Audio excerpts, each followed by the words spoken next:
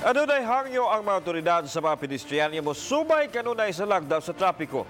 Sa monitoring sa Mandaue City Command Center, makita sa ilang CCTV camera ang usa ka pedestrian nga milabang sa lapad nga daan sa AC Cortez Avenue dapit sa may Coliseum alas 10 pasado ganina buntag.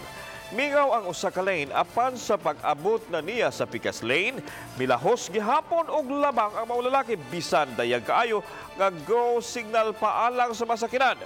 Makita ang paghata-hata og labang sa pedestrian. Ang iyang gihimo misangpot na hinuon sa pagkadusmo sa motorsiklo kaniya.